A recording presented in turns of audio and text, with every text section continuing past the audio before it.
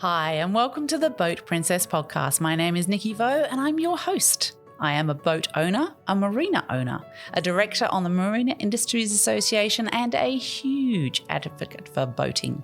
In this series, I'm sharing the stories from every nook of the boating industry with the intention of encouraging more women to join me and for more women to get behind the helm too. I want to share the experience and opportunities of boating, of the boating industry, and I want you to join me as I bring the conversations and answer all the questions you've had.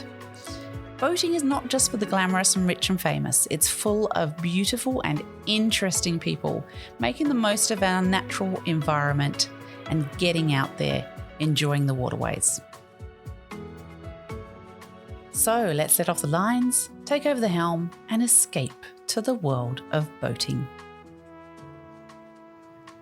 Welcome to another episode of the Boat Princess podcast. I've got a really interesting one for you today because this is all about the new technologies coming to the boating industry. We have got the first robot interview on the Boat Princess podcast. Of course, I'm not interviewing real robots, of course. I'm interviewing the amazing, incredible people that are creating them. So, Lily Peel and Tom Loeffler, welcome to the Boat Princess podcast. Hi. Nice to have you here. So, Lily, tell me, let's go back a little bit into you and kind of how you've ended up in this part of the industry. So tell me about how your boating world started. Yeah, so I was born into the boating world. My dad is a shipwright and my parents run a boat building restoration company. So I've been around boats my whole life, have learned to sail since I was 7, so I've always been sailing. I went to uni, did industrial design at UNSW, and during that time, I was working at the Super Yacht Marina here in Rozelle as a marina attendant, and Hullbot moved in, and I sort of met Tom, our CEO and co-founder, and over the years sort of watched Hullbot grow and develop, and by the time I finished uni, they were ready to sort of launch out into the world and needed an operations and sales manager, and I came on board. So that's you. Yeah. I love that. And Tom, what about you? Where did your whole boating world start? Yeah, I was introduced by sailing by my mother, who actually sailed across the Atlantic when she was 19 years old, having no idea what she was doing, but a great sense of adventure. And that's been our experience of boating. A lot of family sailing trips, always having boats. I sailed as a kid, and absolutely love the adventure and wild places and so on. So I grew up diving and surfing and snorkeling and in and on the water, and done most of my sailing on Hobie Cats. Right. Okay. So in the water a lot with Hobie Cats. Love those. Yeah. But that's really interesting that your mum did that. I mean, that's a very strong woman that does that. So why did she do that? Where did that come from for her? Her and her boyfriend saw a sign in the Cape Town yacht squadron there saying crew wanted to sail across the Atlantic to the West Indies, and they met the guy who'd built the boat himself. It was a 38-foot ketch, and they set off navigating by the stars with no radio, 2 couples and a cat, and sometime during the journey her boyfriend realized that it was getting really cold and thought he might learn some navigation too, to check on the skipper's maths. Yeah. And at that point realized that they were 45 degrees off course and were heading steadily into the Southern Ocean rather than towards the West Indies. She was presumed lost at sea and ended up giving her distraught parents a very welcome phone call from Rio de Janeiro about 8 weeks after she was supposed to have made landfall. So that story was always there in our family. Mum would always say, I sailed across the Atlantic, and Mum loved wild places, and we're lucky enough to have a lot of her artwork here on the walls at Hullbot from Antarctica.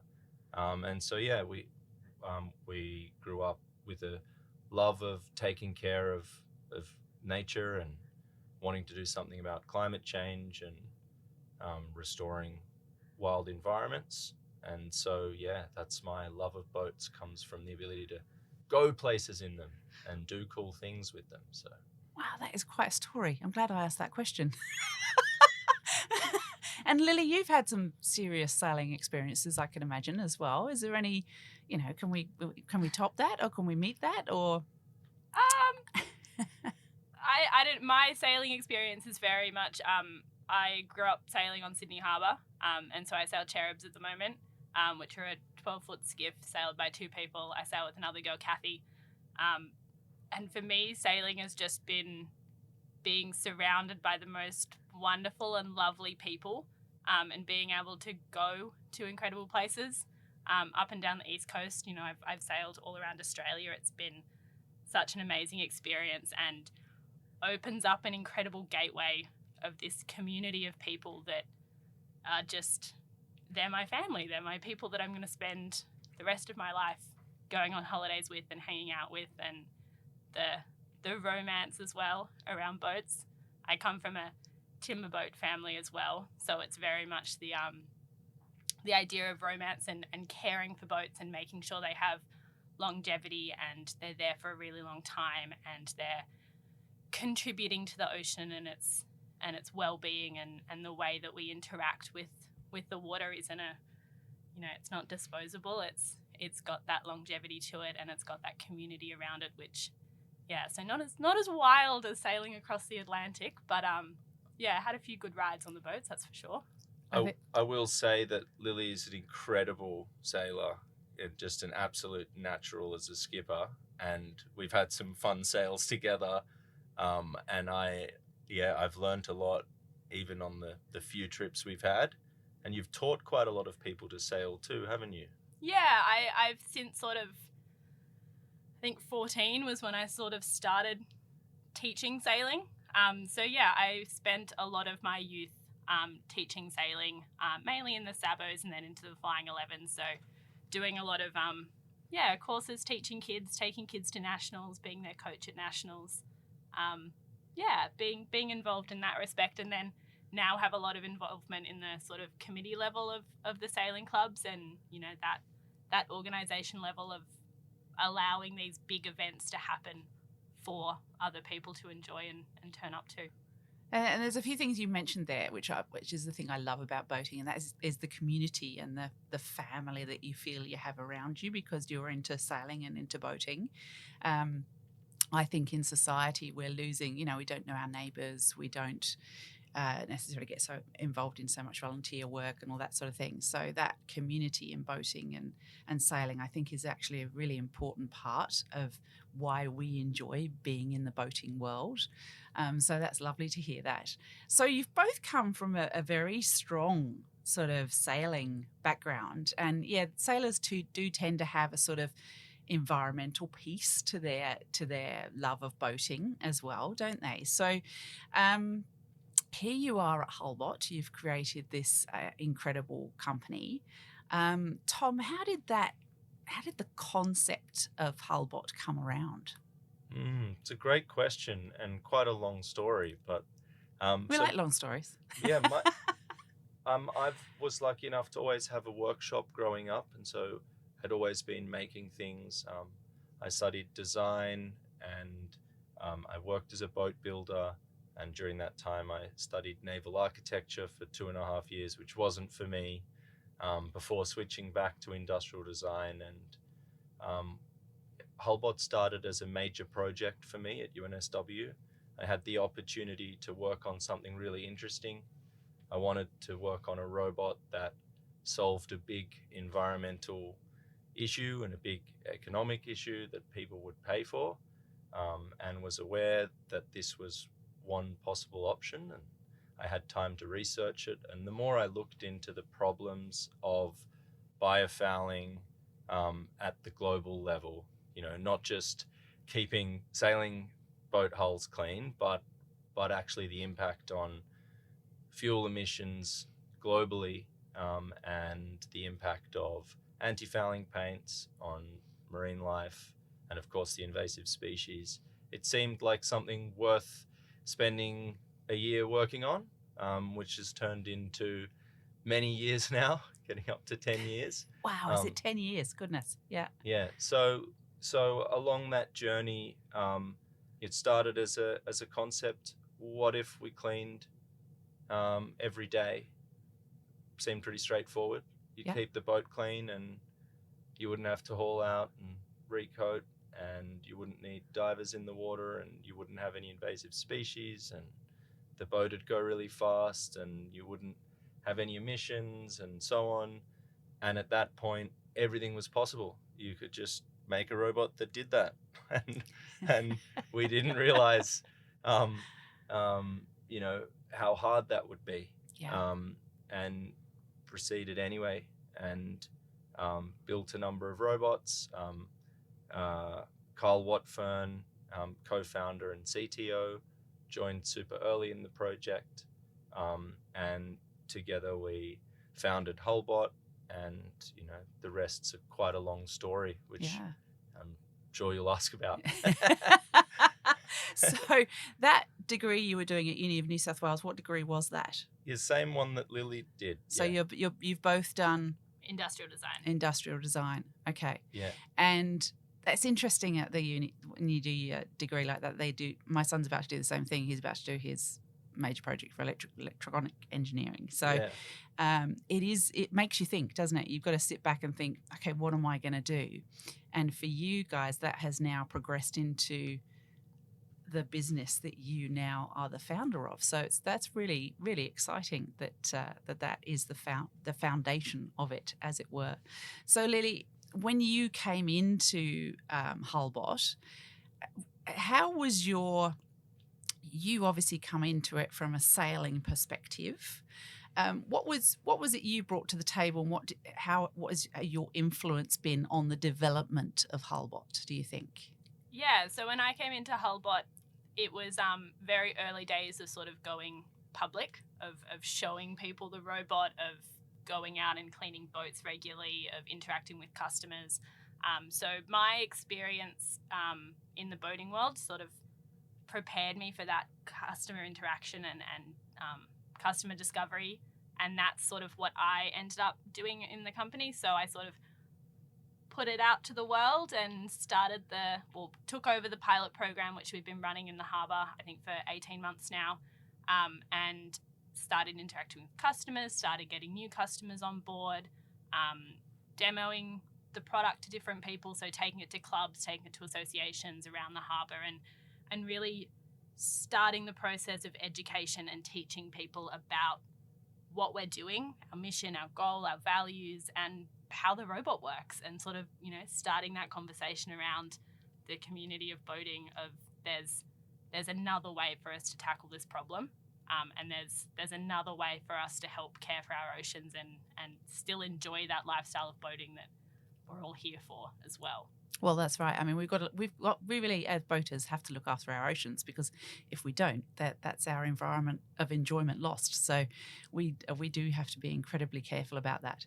So getting in out there was really your role that you're doing there. It's a real education piece. You've got to be strongly getting out there. What sort of mediums have you used to expose the product to your potential client base? Yeah, so a lot of what we've done is more or less word of mouth at the moment. We've had some really, really strong advocates that have taken on our product and sort of embraced it in its fullest, a lot of which are from Royal Sydney Yacht Squadron, is sort of our base at the moment, that we're dealing with a lot of the really wonderful members there, and they've really taken Hullbot in their stride. And we've gotten to a point now where I can stand on the dock with the members from the squadron and they'll explain Hullbot to someone else for us, and with the same level of enthusiasm that we have for our product and our company. So yeah, I've been doing a lot of word of mouth, being out there, cleaning the boats, social media, LinkedIn. We've been involved in a lot of really amazing competitions that we've been lucky enough to win. The Pitch Fest was one of the ones that we recently have won, so got a lot of media attention out of that as well, which was really helpful.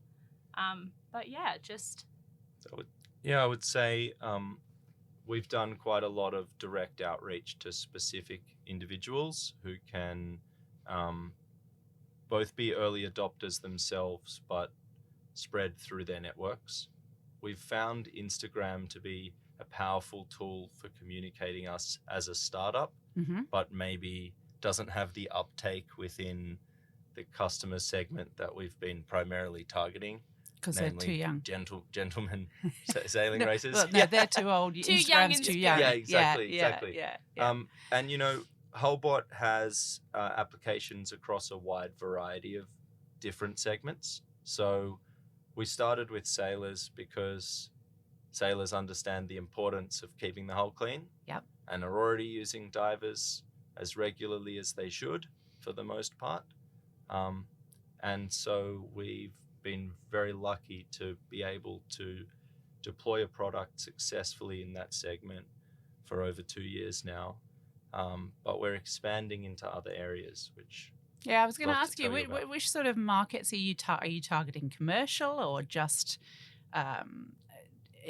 sailing? Yeah. Or what are you? Yeah. What's the big goal in terms of the markets Absolutely. you want to tap into? Absolutely. So from day one, we've wanted to make the robot from technology that was affordable enough to ultimately enable one robot on every boat in the world.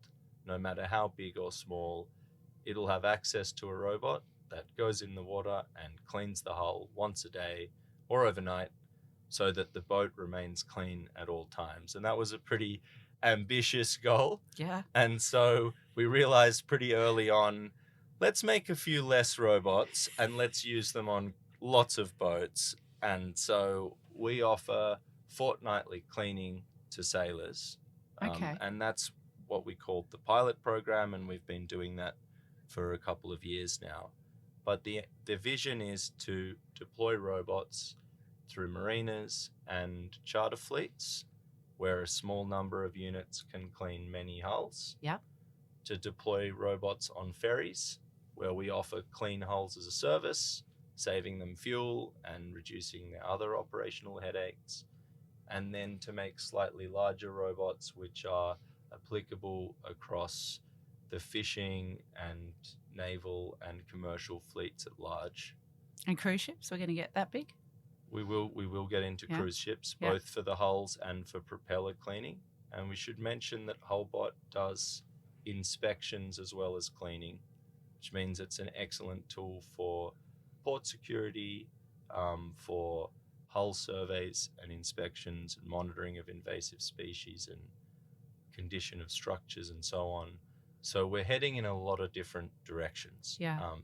And our focus is on charter fleets, marinas and clubs, concentrations of smaller recreational vessels, and on ferry fleets, which is our,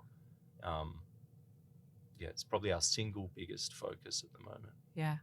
I can see Lily wanted to say something when I said cruise ships. What was Lily wanting to say then? I was just going to put it into context for the listeners. Our robot at the moment that we have is about the size of a backpack or a case of beer, whatever reference you want to use. It's a very Australian reference. Yeah. But yeah, they're pretty small, compact units that where we've got at the moment, which have that ability to scale up for cruise ships or cargo containers and so on.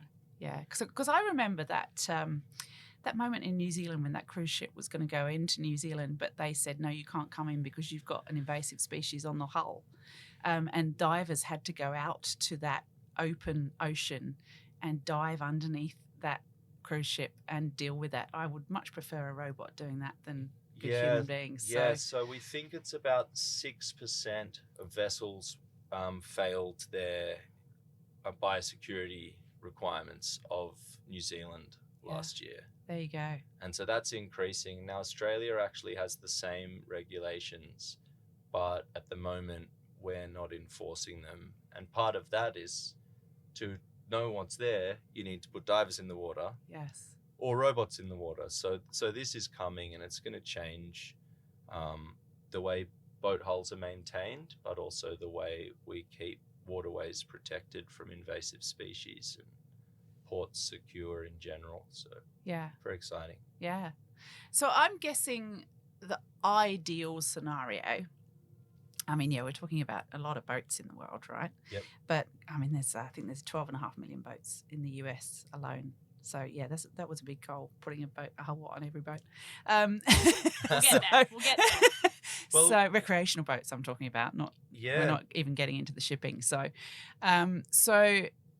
I guess the ideal scenario for Hullbot is that when you buy a boat, you buy a Hullbot too, so that you never anti-foul the boat, because that is actually the ideal, I'm guessing. Is that correct? Correct. So yeah. So it's quite complicated, and everything's complicated about Hullbot. We've got underwater robots. Every boat's different. Every owner's different. Every use case is different, and so on.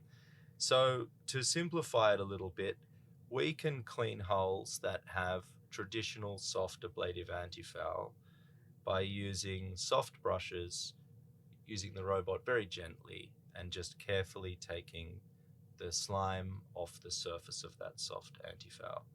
We prefer to clean hard anti-fouls, which we can maintain in awesome condition by cleaning every 2 weeks or so. But of course, anti-fouling's really harmful to the environment and needs to be reapplied. So we're an excellent solution for using silicone anti-fouls, where we would clean every week and again get that excellent performance, or no anti-foul at all, which you're right, is our ultimate goal. What if vessels are painted with a durable epoxy or a decent gel coat finish, and then they're maintained by robots every couple of days, and that'll keep them in amazing condition and stop hundreds of millions of litres of paint, which is micro and nanoplastics, entering the ocean, as well as all the biocides and all of the oils in the other products and so on, which enter and pollute waterways. So whether it's a brand new boat or not, we want to move people towards hard coatings that don't damage the environment and cleaning them with the robot. Yeah, because it's actually the DIYs that are more likely to use the ablative than the professionals that use the hard, right? So my head's thinking about this right now. In terms of Hullbot cleaning the hull when it's already got an anti-foul on it, does the anti-foul not then enter the water column because it's being taken off by Hullbot? Tell me about that. Yeah, so it's actually really interesting. We have observed divers cleaning boats, and I'm sure you have and other people. You see that big plume that comes off, that dyed plume of anti-foul that comes off, mainly from the ablative anti-fouls, because that's how they're designed to work. When we actually attach a Hullbot to the boat, it doesn't produce that plume. There's a lot less anti-foul coming off, and we've had quite a few independent yards sort of give feedback back to owners and say the anti-foul's in better condition to what it previously had been when divers were caring for the boat. So because it's a robot and not a human, you can take out that human error. So it's the same pressure being applied to the entire hull. It's varied pressure depending on what the paint is and what the boat is. So it's a much more even clean of a hull, which means that you have a little bit less impact. It's not ideal that we're cleaning boats with anti-foul. Our end goal is we want to not be cleaning boats with anti-foul, but this is the first step in changing an industry that's been the same for a very, very long time. Yeah.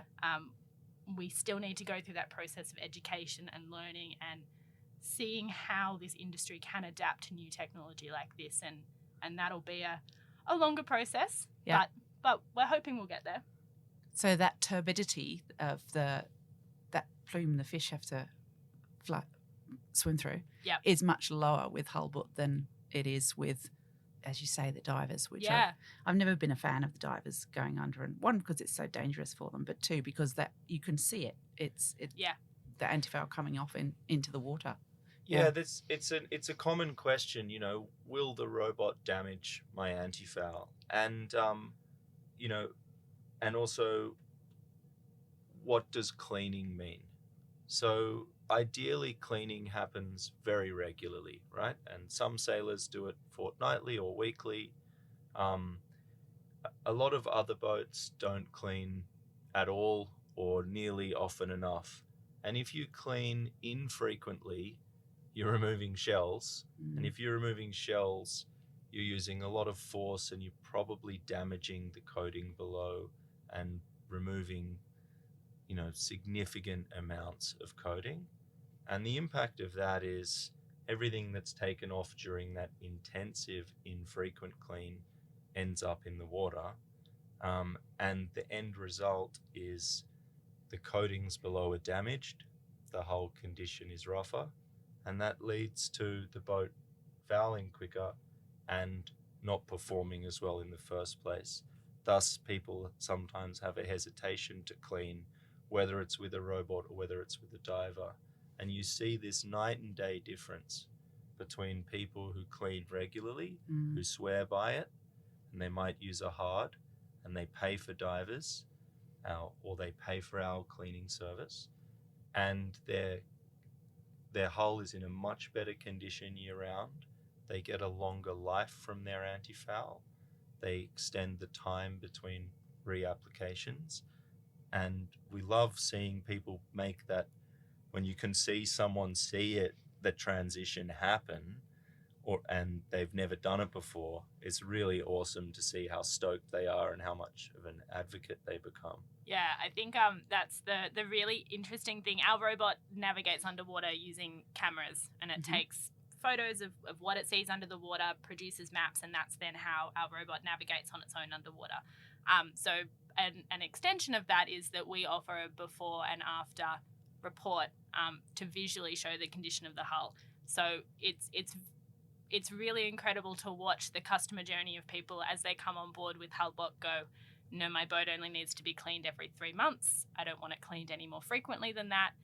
You give people an underwater view of what their hull looks like, and suddenly it's like, oh, it's really bad. Okay, no, we'll do it every month now. Yeah, especially in Sydney Harbour. Yeah, and then you have that progression of people wanting to clean their boat more regularly, because boat hulls are very out of sight, out of mind. People watch, the side of their boat and they go, oh, it needs a wash. I can see that it's dirty. It needs to be polished. But the underside of people's boats, the norm is to just get it lifted yearly. And that's sort of what the industry standard is at the moment. So to be able to show people what's happening under the water and have that level of education as well through our technology is really incredible. And yeah, it's a night and day difference between boats that are maintained on a monthly or a fortnightly basis versus boats that either aren't maintained at all other than their yearly lift, or boats that are looked after, every few months.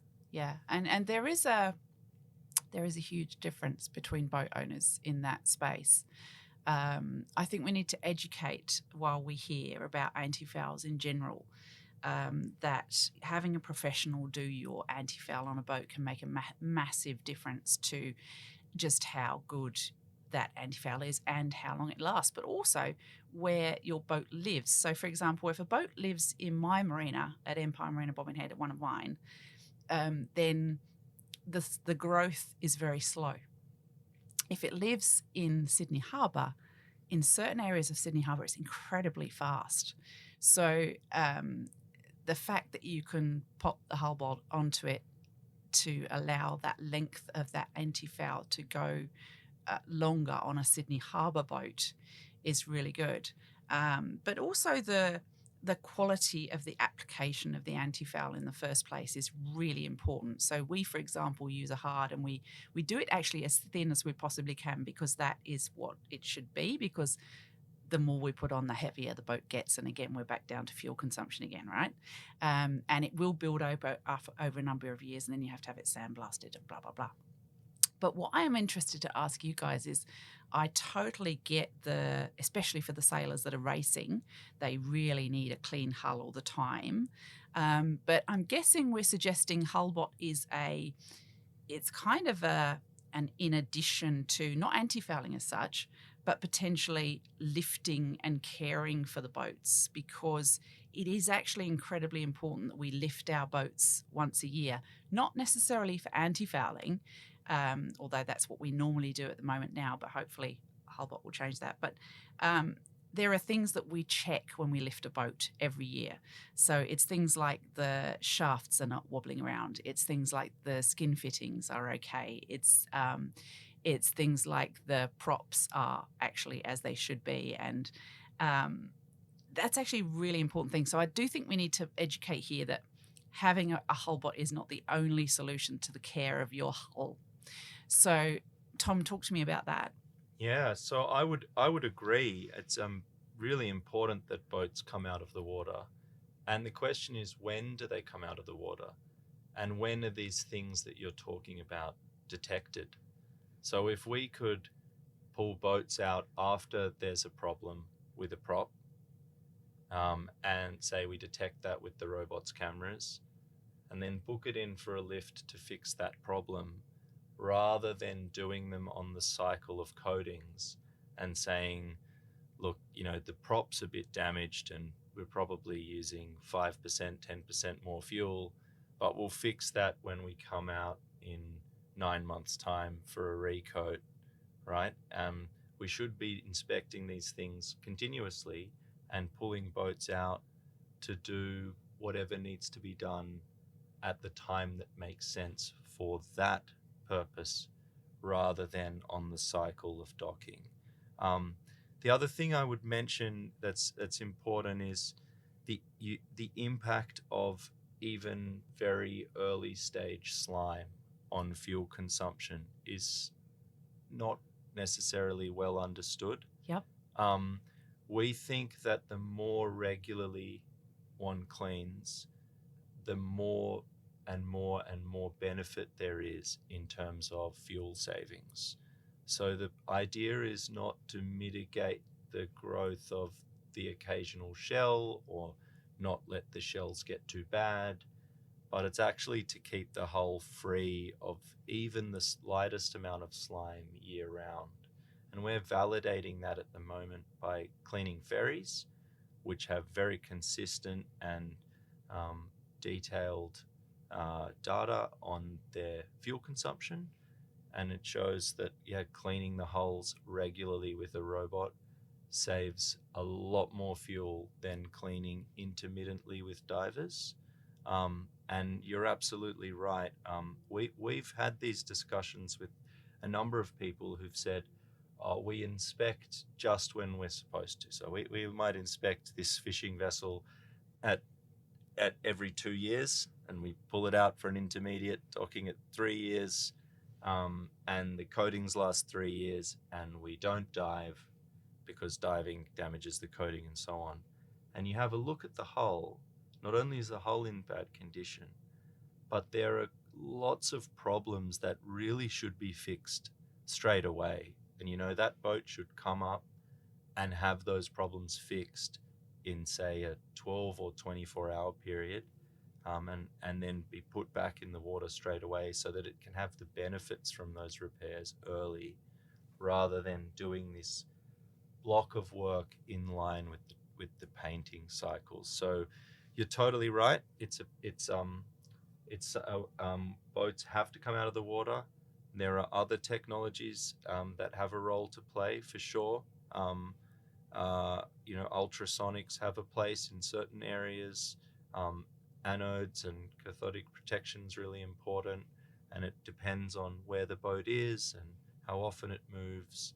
But there's a lot of boats that have, as you were just mentioning, a pretty poor paint job, and they stretch it as far as they can, and all that paint goes into the water, and the hull is fouled year round, and it's being damaged by the growth, and the opportunity to move more people up towards what it could be like and save the money in the process is really massive. Well, this is it. Yeah, this is the thing. I mean, as a marina, we're always telling our owners, lift your boat every year, because like you say, we can find the small problems that may be there that we can fix quickly. If you leave it in the water for 3 years, yeah, sure, we've got slow growth, so you could leave it a bit longer if you wanted to. But if you leave it in the water for 3 years, that can be a really big problem. My good friend Brian Gatt was at the marina yesterday. He's a big fan, and he of you guys, and he said that he's electrolysis specialist, so he can, if your boat's got an electrolysis issue and you leave it in the water for 3 years, you can have props that no longer exist because they've completely been eaten away. So this whole aspect that your robot continuously can inspect the boat underwater is really exciting, because it's not only, a person's boat that can be looked after, but I see a future for people like boat syndication companies, boat club companies, where, often you'll have a syndication owner come back to the marina and they've had a lovely time out on the boat and they didn't mention that they went aground. But the next person gets onto the boat and then say, oh, there's a bit of vibration in the prop going on. Can you check that out? But that is somebody 4 times down because the 3 people before that are not really boaties. But the 4th person that's got onto the boat has said, oh, there's a bit of vibration in the engines. Can you check that out? The share company then checks out the prop and it's got a bend or a chip or whatever in the prop.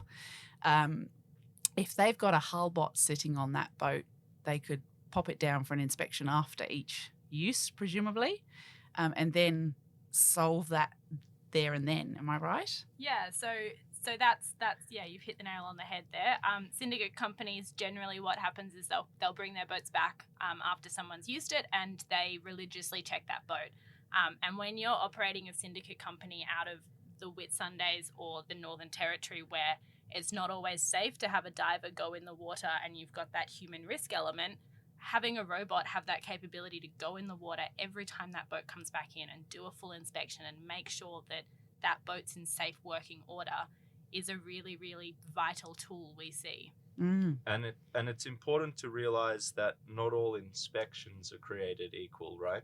We are fundamentally a robot company that uses computer vision and AI and machine learning as the means by which the robot finds its way around underwater.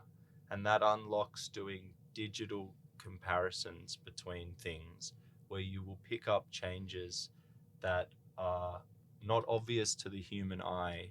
So rather than comparing one photo to another photo, you're comparing a 3D scan to a 3D scan and understanding even small changes over time. So we love the boat syndication and, product as a service model there. We think it's a really great way for a lot of people to experience boating and to have a lower impact.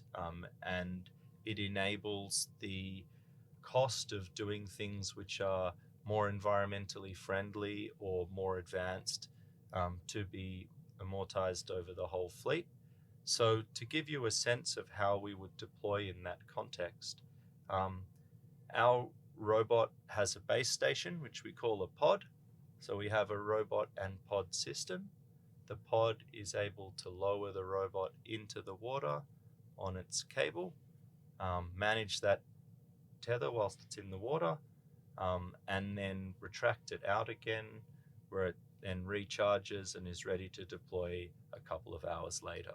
So can you time it to do that, or does you manually do it? You can do it automatically as a timing thing. So as a syndication or a club, you could say every night at midnight, the hull bot goes down, does this check, and then comes back up again. That's right. And so what you would do is say, if you have 10 boats, you'd have one robot and pod system there, and you'd move it between berths every, couple of times a day. And it would then deploy and clean and scan that vessel. And our team is able to monitor and manage that remotely, meaning that no one on site needs to understand too much about how the robot's working or have any special training or know-how.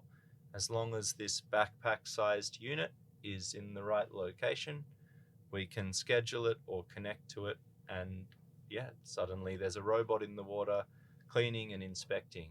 And so that reduces the cost quite significantly, as you can imagine, and means we can do a lot of boats that are in a concentrated location very often and very efficiently and deliver a lot of value. And that's the model we save see. a lot of time for those boat share guys looking on all the video, the trackers of Yeah. now where have they been and what have they done? Yeah, and that's the model we want to do for syndications and fleets. Yep. And clubs and so on. And clubs and so on. Yeah. And for marinas, it's similar.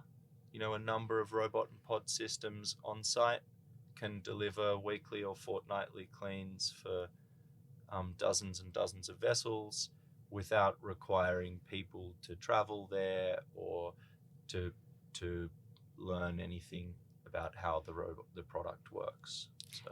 And Lily, because you're monitoring that system from here, so it's doing its thing and you can see what it's doing here, are you a bit like a security company that's looking after the alarm at home in terms of if something goes wrong with it, you can detect that and get it sorted? Is that how it works as well? Yeah, definitely. It would be an evolving system of you'd have people located in the office, software engineers, electrical engineers, who would be monitoring that system and making sure that it's being deployed and as safe as possible. And if there is an issue that arises, then we're first point of call that can look after and deal with that issue, be it a hardware problem that we get sent out and deal with it on site, or be it a software issue that can be fixed via the internet here from our office. Okay. So we're offering this as a service. We're not selling the robots to people. We're enabling I see. So it's like a subscription. Yeah. Okay.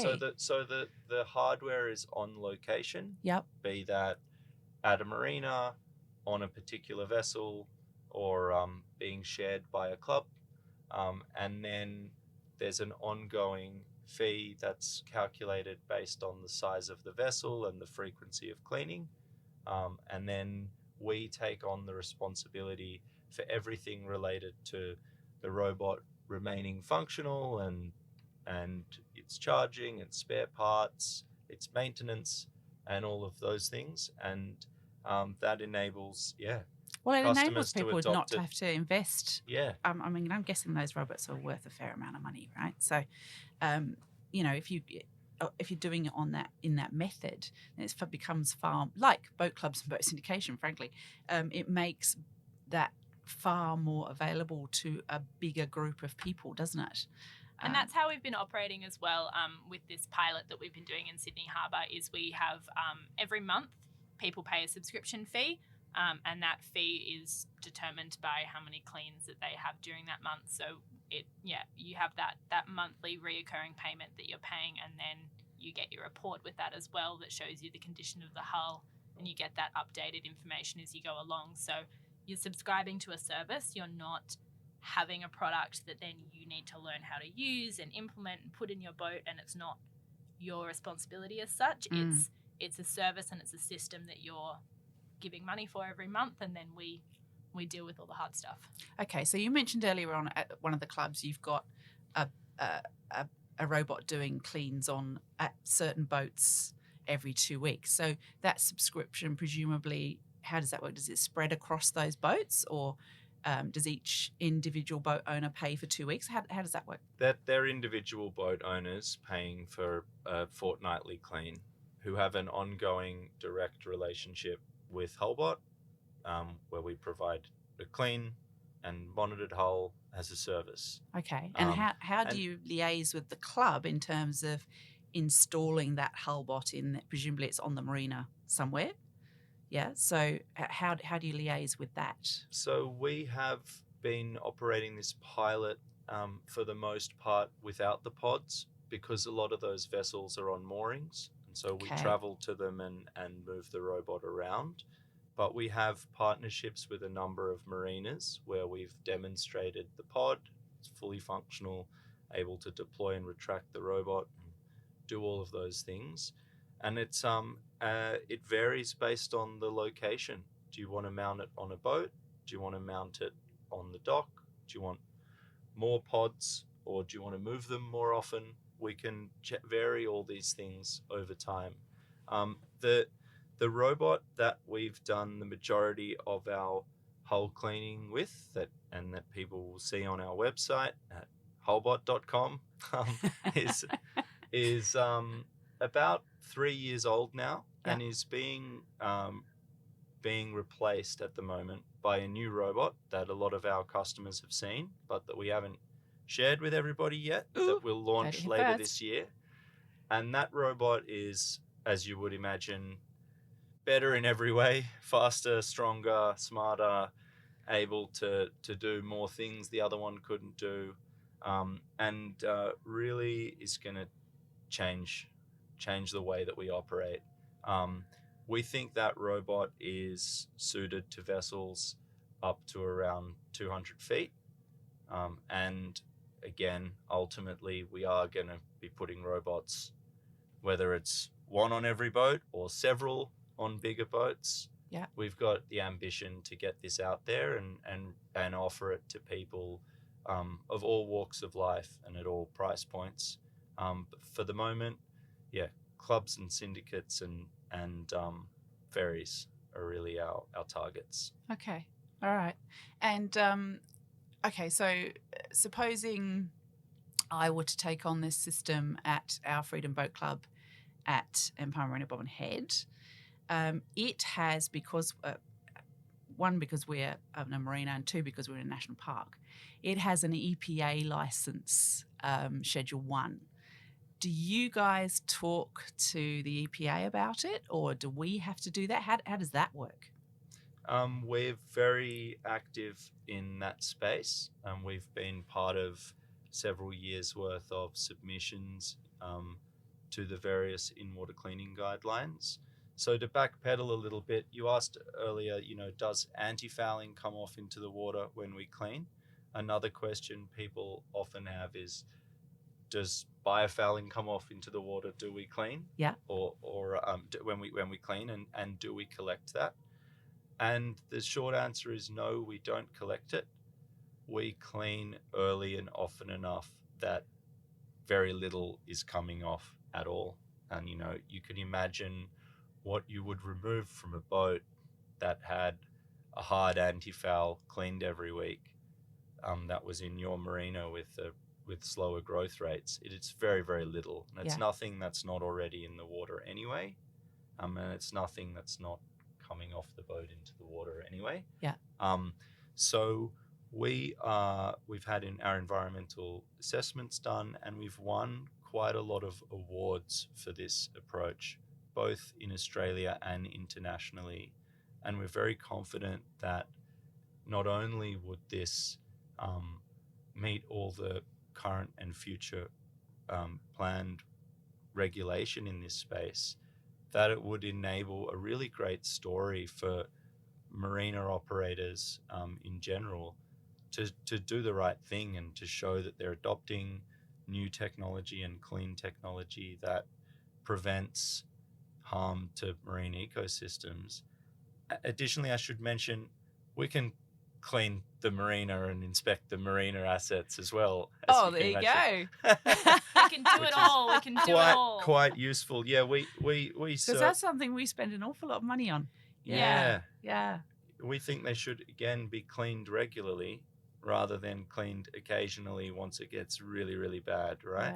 Yeah. And we also do inspections. So we can inspect moorings, we can inspect piles, we can inspect seagrass and other environmental areas. So it's quite a big and ambitious offering that we think will change the way marinas operate. So it's a lot more than you first of all might think it is. Yeah, and I think I should also mention that within we're cleaning boats that are already clean, and we're cleaning in that early slime phase of fouling. So it's not reproductive biofouling. It's not something that's going to harm that environment, and that's based off guidelines that we've looked at. But we're also working quite closely with, Border Force and EPA on the harbour and things like that, actually identifying areas that do have invasive species within the harbour and sort of going, hey, we noticed out on the harbour today that there's a new colony of this kind of,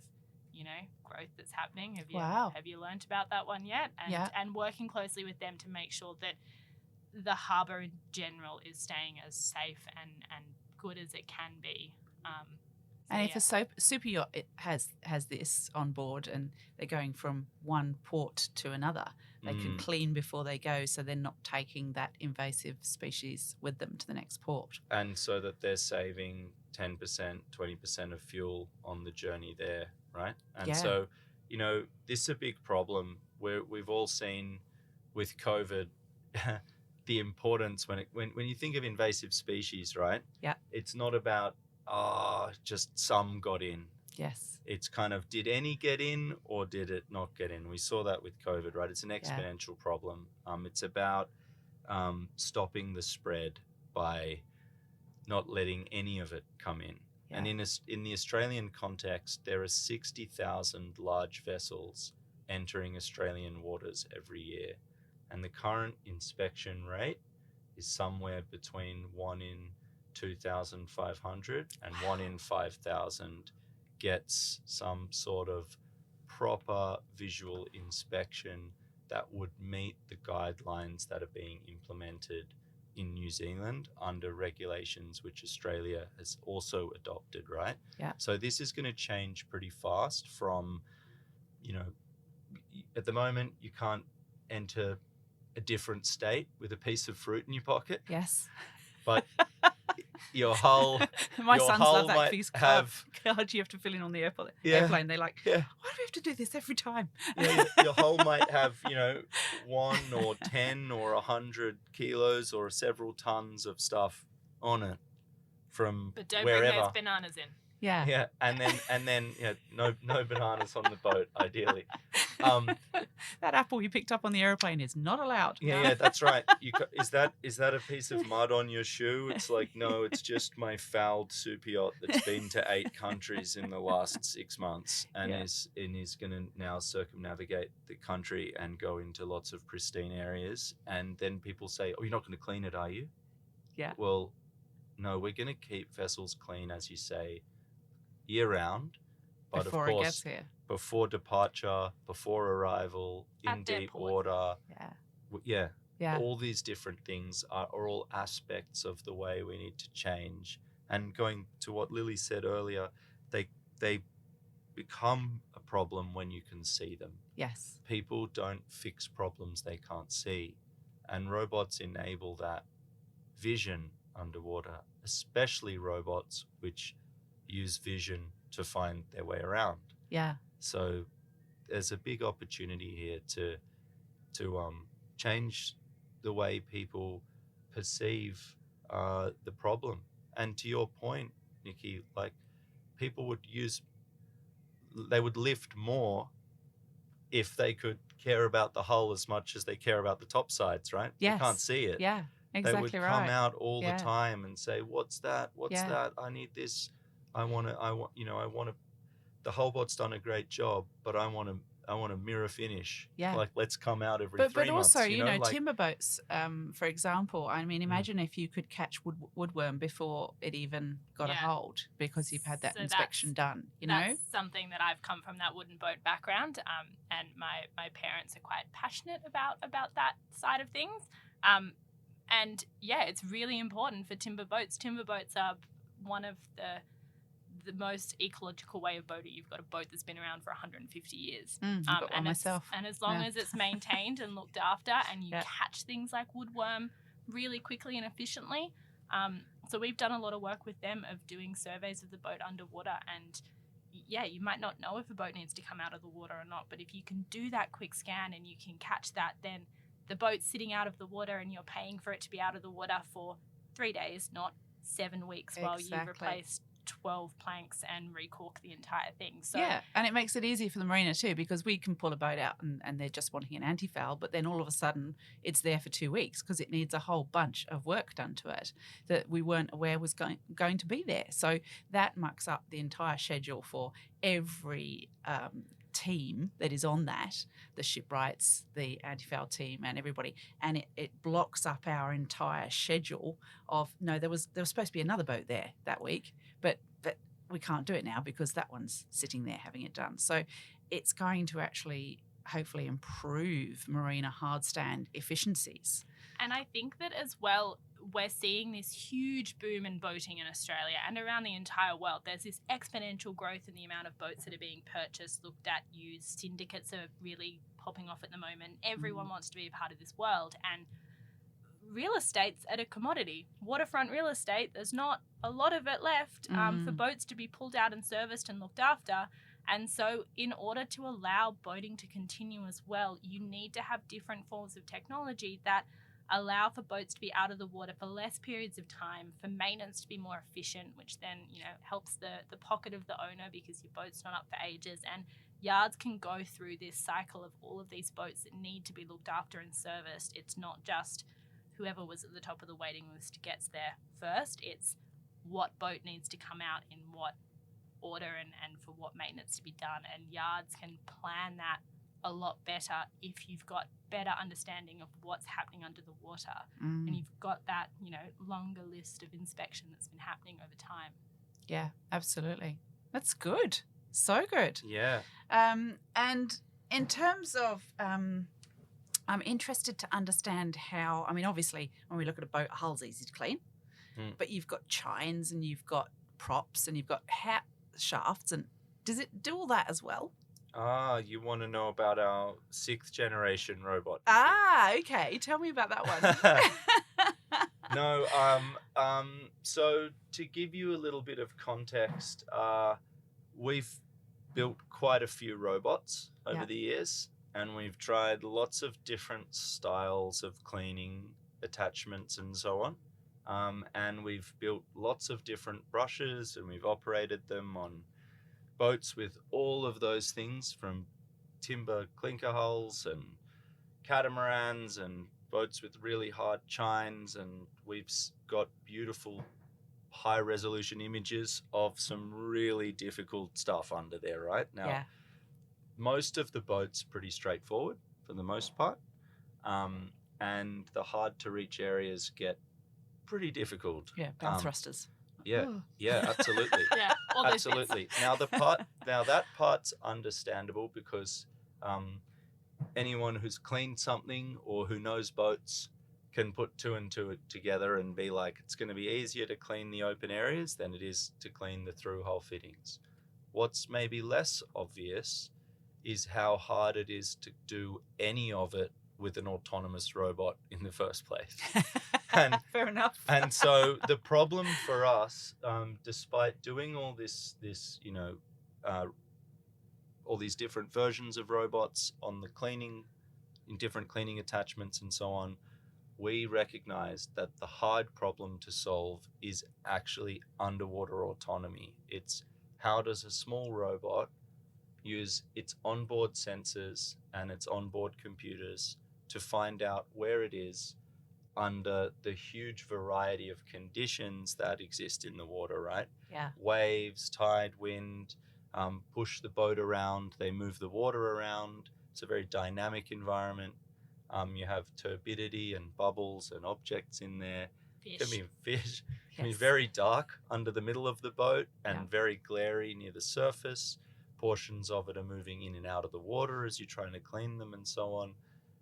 So it's quite a complex control problem. And in the context of underwater drones, we have no access to any of the cool sensors that work for flying drones or driverless cars or things like that. So we have no GPS, no LiDAR, no radar.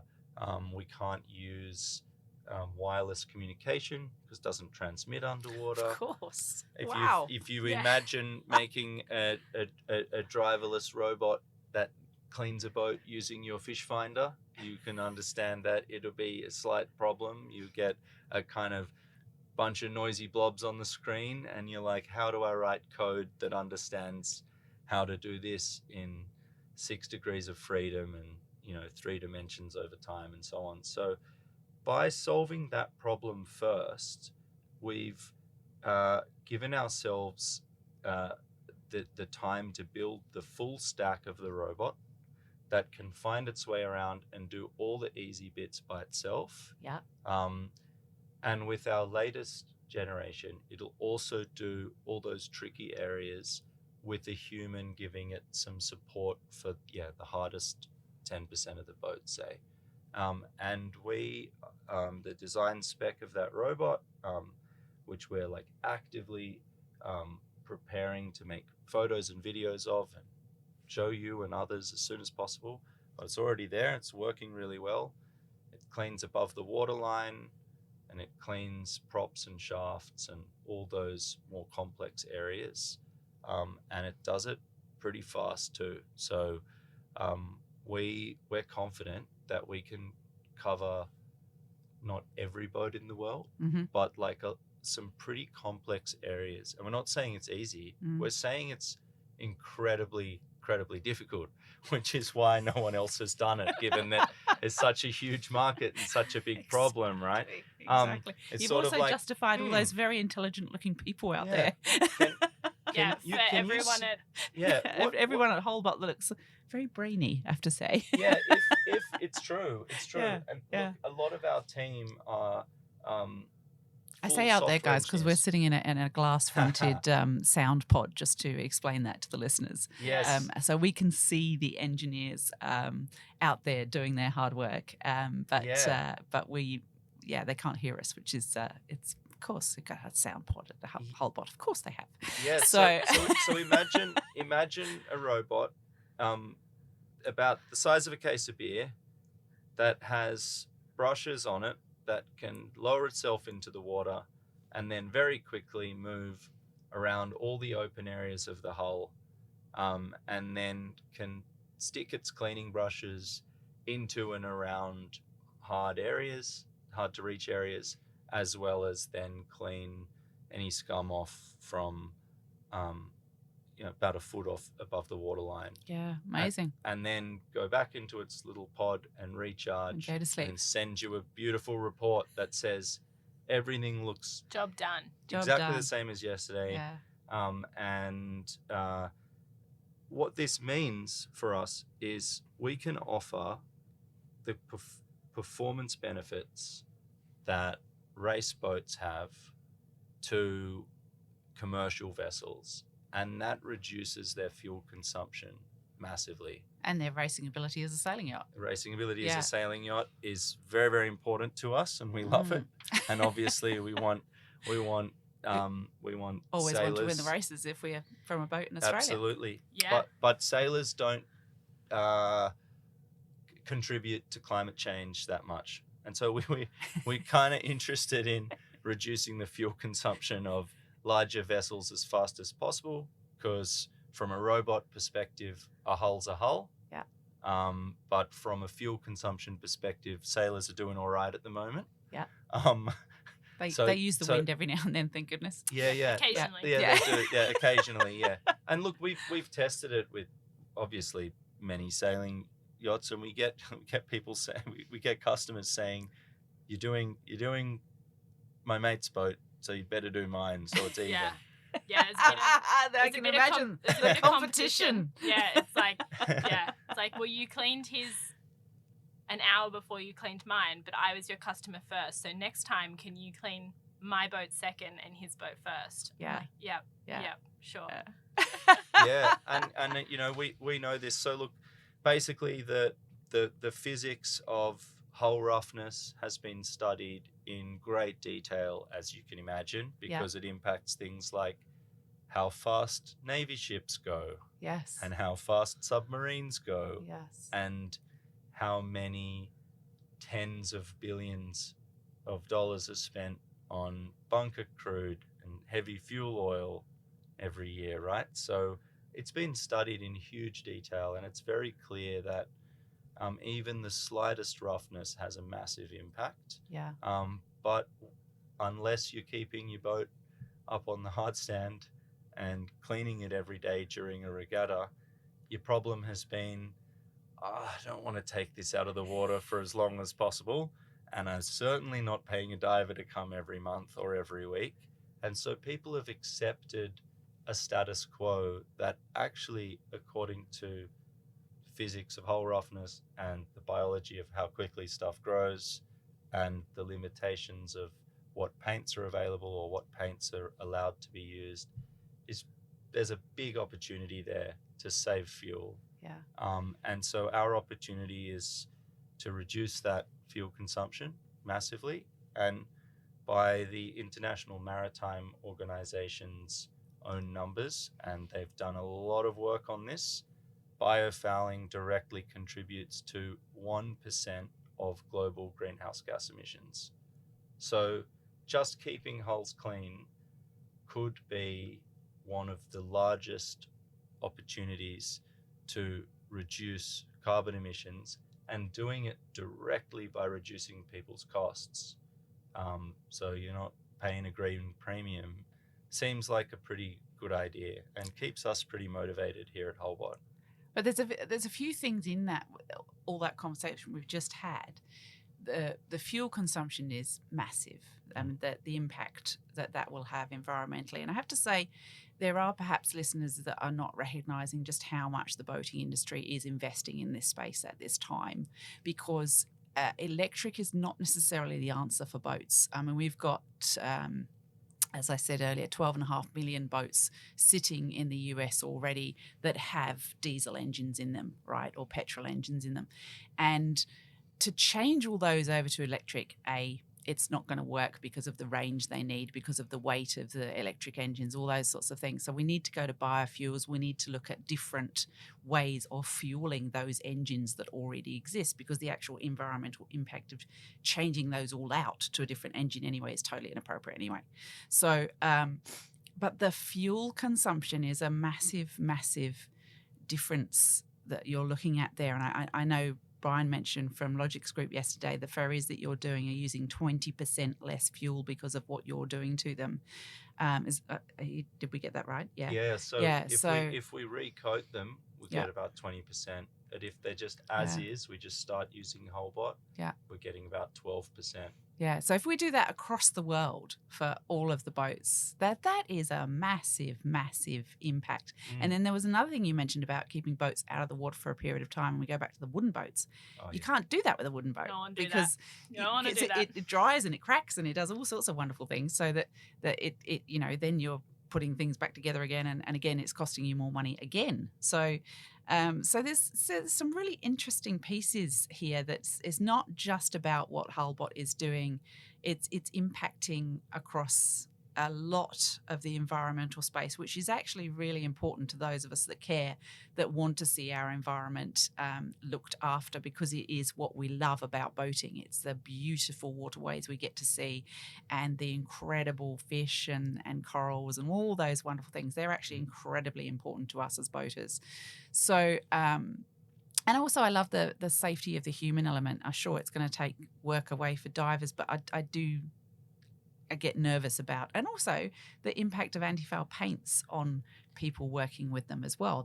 That's another element of environment and human care we need to take as well. So, and I think that's a key thing as well, is it's not necessarily about taking work away from this industry. It's about creating a new avenue within this industry for people to be a part of. These robots are going to open up more opportunity and more jobs, and more availability to people have jobs in the industry as well. So it's about changing that scope a bit as well. So whereas, some people think you might be being disruptive, what they actually need to look at is how you are sort of adding to the efficiencies and creating a different scenario that, like we said earlier about lifting boats, I'd love it if we could, lift 5 boats a day, check them, we're all good, and fix those little items that Hullbot picked up and put them back in again, as opposed to lifting them once a week, anti-fouling them, putting them back in again.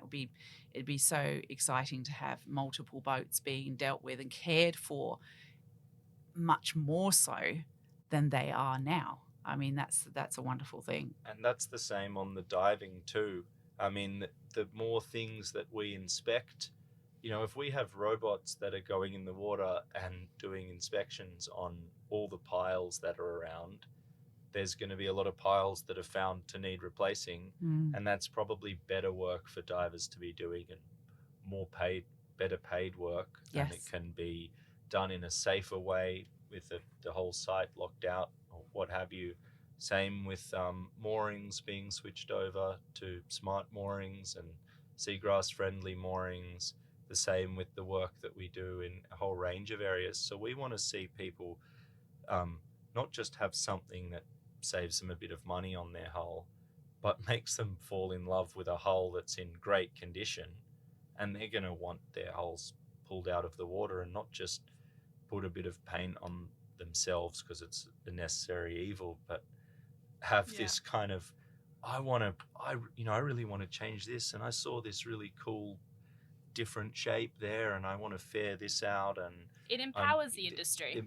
Give people budget back to do cool things to their boats that'll make them go faster and go further, and but also keeps boats looked after for longer, so that again the environmental, because boats can last a long time if you look after them.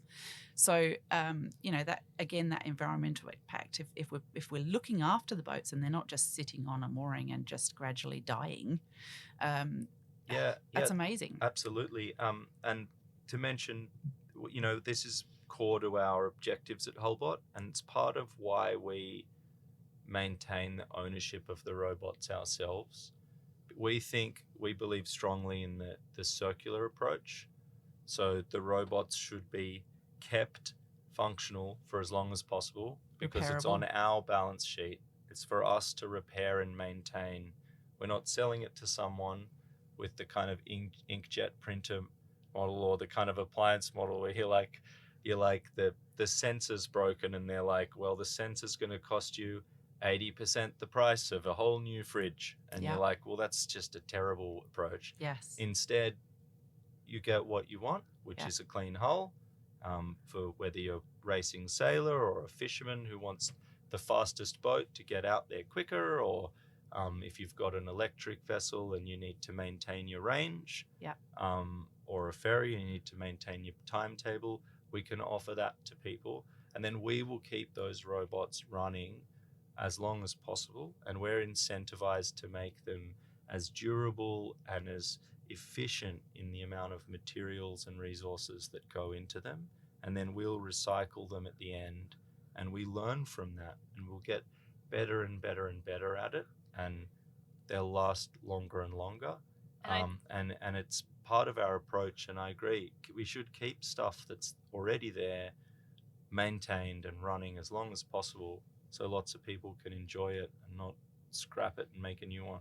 Yeah, because Lily, your background is a perfect example. You're coming from a shipwright background of wooden boats, and we all know that a good shipwright can completely turn, and all the teams involved in maintaining boats can turn. I mean, look at SeaTag Yachts that we've interviewed before a couple of times on our podcast. They take older boats and they completely change them into a new boat again, effectively, which is, again, an environmental... Yeah. I mean, your family grew up with that, right? Yeah, that's kind of my parents' bread and butter is they take old commercial boats, big commercial fishing boats, and turn them into Sydney Harbour day boats. So they have this new lease of life. They're not needed to be a fishing boat anymore, but they've got great bones and they've got a great hull, and you can see the vision in it, and then that gets converted into something that someone else is going to love and look after and care for. And I think that also aligns with the BIA and the MIA are looking at this end-of-life circle for all of the boats. Yeah, Icomia is doing a massive report on that at the moment. And looking at ways that we can complete this circle. And if you have skilled trades and hobbyists and enthusiasts looking after boats in a really efficient and careful manner, people fall in love with boats. It's the whole reason why this industry exists, right? Is people love a boat and they fall in love with it, and it doesn't matter if you're spending 4 times what you bought it for to fix a hole in the bottom of it, you're going to fix the hole. So by having that end of life cycle and making sure that boats can live on forever and ever, you create a more sustainable way of boating, because you're not having to deal with chopping it up and putting it in a skip bin and disposing of engines and getting which is a real problem. Disposal of boats is a real problem. Yeah, so if we can sustain them for longer, that's so good. You better give your parents' business a plug there. What's their name? Michael Bartley Shipwrights. Say that again. Michael Bartley Shipwrights. They're down at Phoebe Street Marina now in Balmain.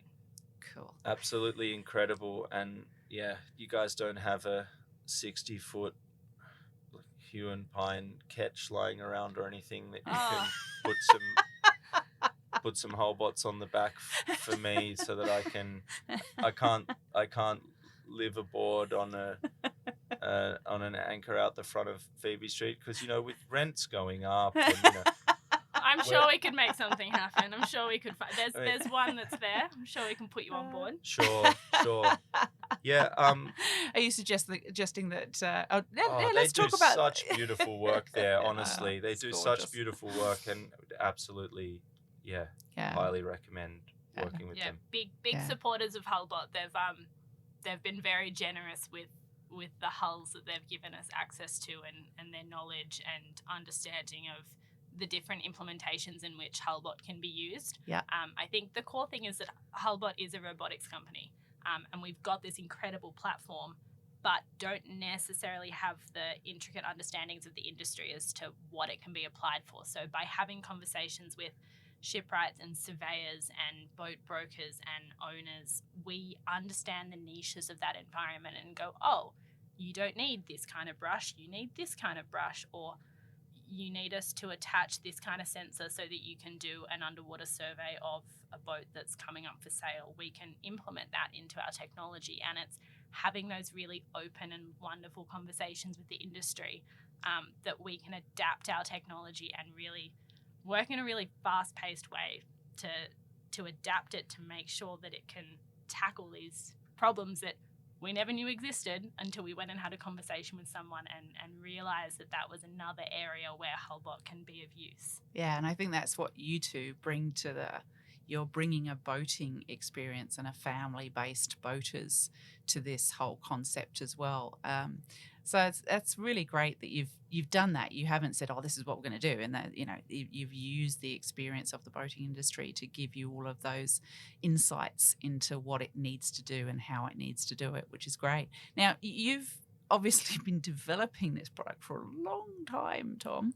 How did you fund it? Did you do a crowdfunding? Have you got some very nice individuals that are throwing money at you? How have you done that over this period of time? Because, there are people out there that potentially want to start something as innovative as this and want to bring something to the boating industry that changes it in some way. How did you get that going? Sure. So Carl and I have been full-time as startup founders for over 6 years now. And so that does require not just paying ourselves, but paying the rest of the team, which requires investment and capital before the robots are ready to pay their own way. And I should mention that we certainly didn't pay ourselves for quite a few years there. Yeah. Hence asking, can I live on the boat?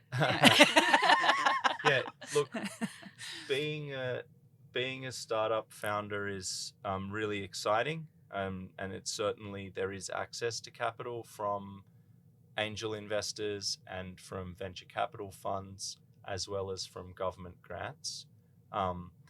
It's definitely advisable to do something that can get to market a little quicker than autonomous underwater hull cleaning robots.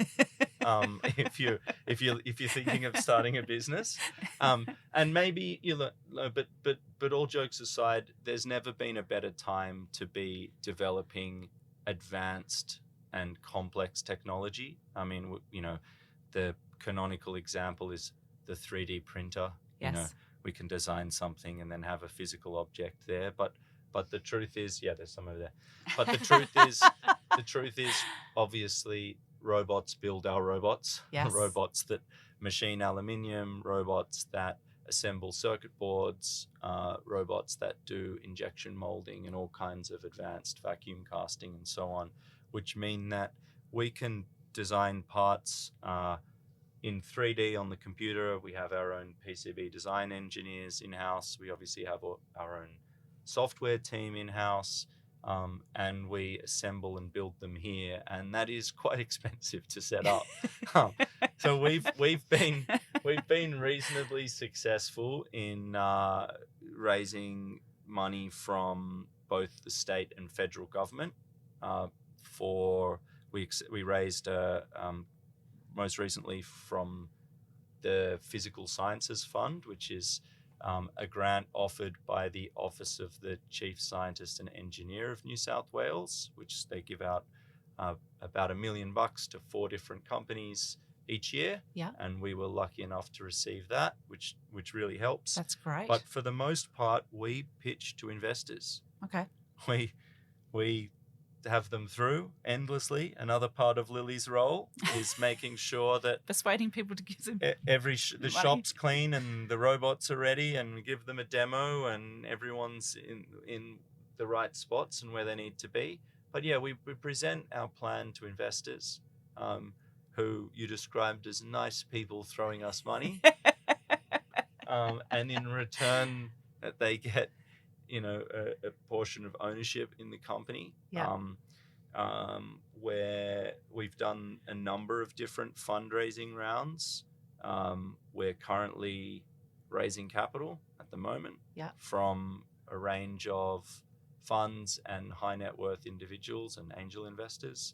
And I'll be heading to the US, to Silicon Valley next Thursday to meet with a whole bunch of our US investors over there and meet more of them, and hopefully they're as nice as you say they are. As the checks get bigger, as the checks get bigger and the stakes get higher, there seems to be more and more lawyers involved. I can imagine. And a little less passionate people who have a boat and really want a whole bot, and a little more, we really want a big piece of you, and we want to see you guys take over the world, and that does require even more money and more people. In terms of the stage we're at, we are going to market with our new robots. They'll be available for charter fleets, they'll be available for ferry fleets in a diversity of locations, and of course to boat owners and clubs in the Sydney region. I know there's a lot of you out there, and maybe some listening, who are on our very long and growing wait list. We're sorry we haven't had enough money thrown at us to be able to make all the robots and hire all the people to run them. You're still there. You're still on our wait list. And if anyone wants to join, give me a call. And we do offer demos and test cleans. The way it usually works is people are very worried. How does it work? Will it damage my coding and so on? Best resolved by just showing them it doing a small patch, either with them there, or we do the before and after, and they go, that's pretty good. And you're like, yeah.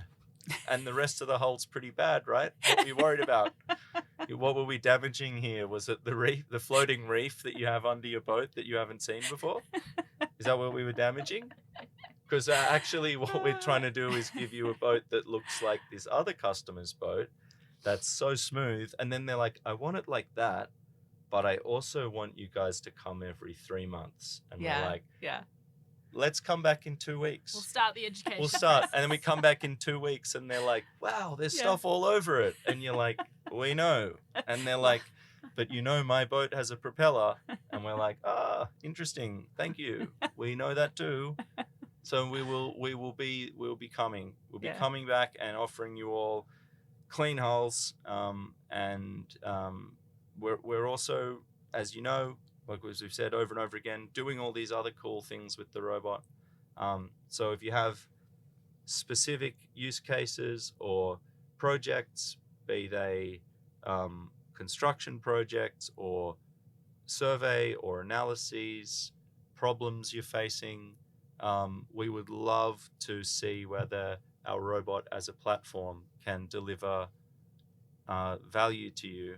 And we want to get them out there. Developments needing to assess seagrass and blah, blah, blah. There's all sorts of options. We do We that. have a contract with Transport for New South Wales to map and monitor seagrass transplants at the moment. So, yes, if you need seagrass looked at, we're your company. Pile inspections, all the rest. And if you're operating a dive business and you're interested in understanding what we're doing, please reach out.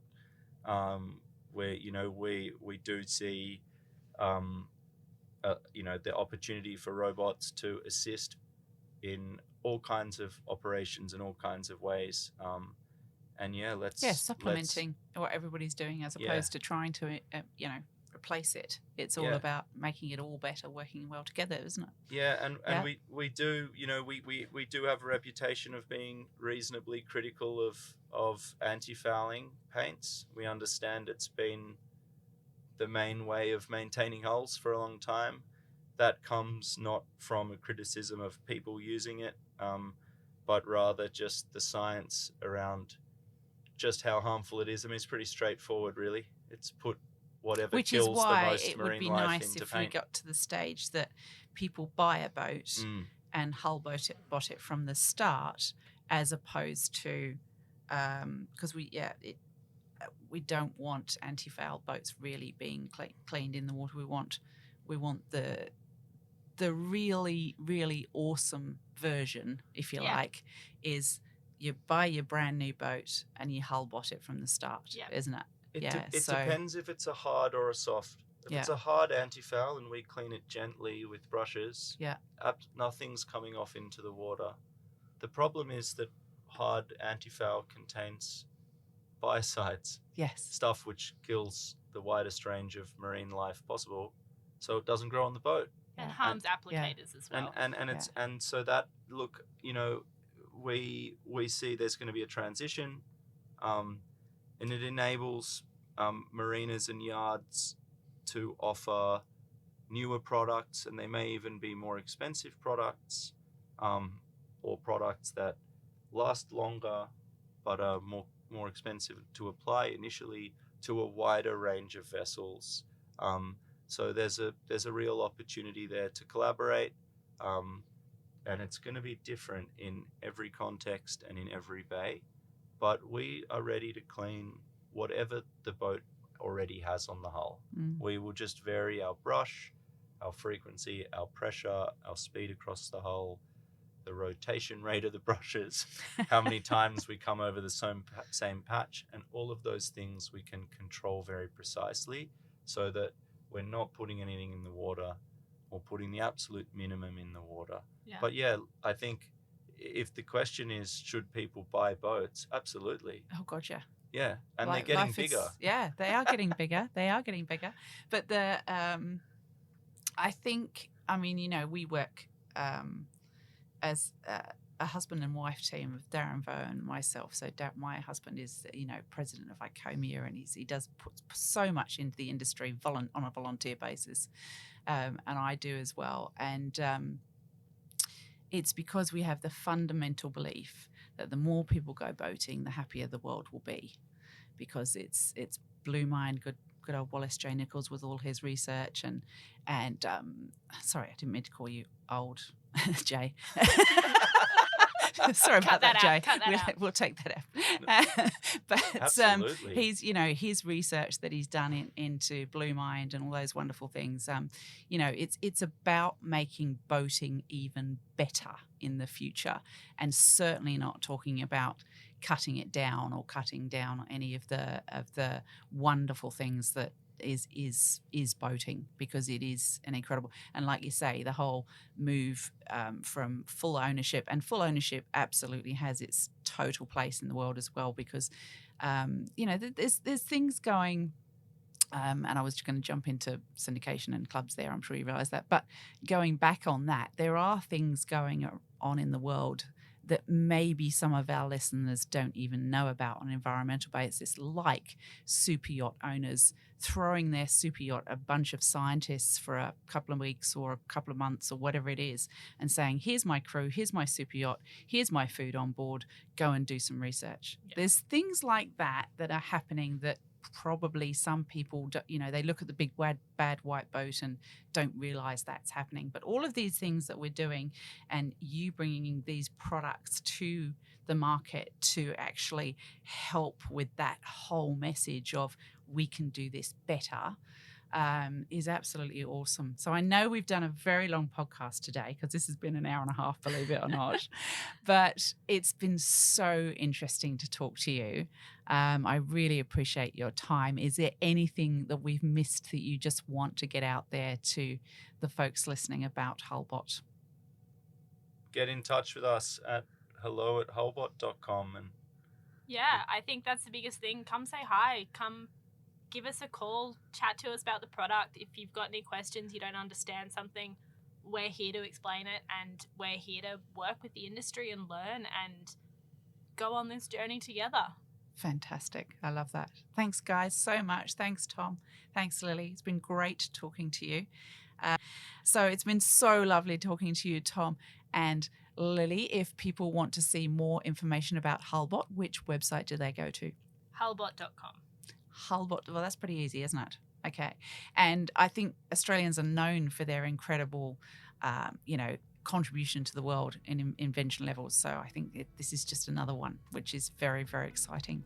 And to contact you, how should they contact you? Just through the website, there's a sign-up form, or our emails are all there on the website as well. Brilliant. Thanks, Lily. Thanks, Tom. Thanks, Nikki. Thanks for having us. Oh, it's such a pleasure. It's been fascinating. Yeah. An honour. Yeah, and I think our listeners are really going to enjoy this one. Thank you.